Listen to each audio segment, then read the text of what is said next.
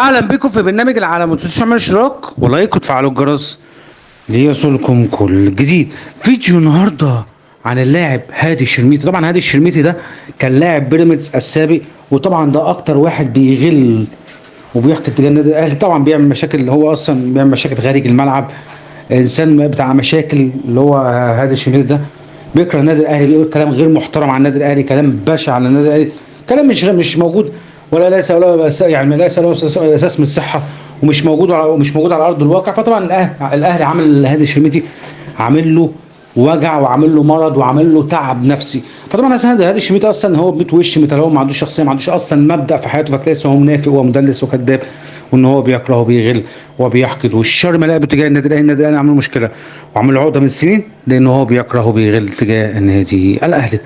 طبعا فيديو كان بجد والله العظيم يعني حاجه في منتهى بجد، حاجه منتهى التعصب وفتنه، وحاجه بجد غير محترمه بجد.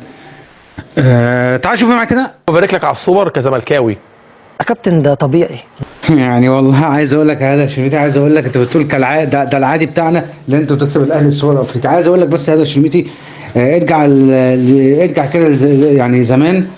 الاهلي شوف هو كان بيعمل مع الزمالك، يعني يرجع كتير قوي استعمل تقول هو بيقول ده الطبيعي بمناسبه ايه هذا الشرميتي الطبيعي ده، لما هو الزمالك بيقعد يكسبنا على طول، لكن الاهلي على طول كان بيكسب الزمالك طوال السنوات.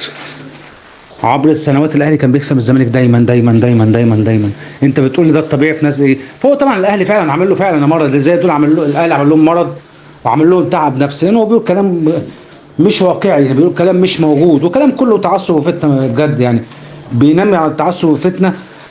وهو دايما كده على طول، هو بيكره وبيغل ويفضل بيحكي ده النادي الاهلي. النادي الاهلي زي ما قلت لكم عامل له مرض وعامل له تعب نفسي بطريقه جامده جدا. فطبعا اصلا هادي الشرميتي اصلا كاره للنادي الاهلي وحاقد على النادي الاهلي.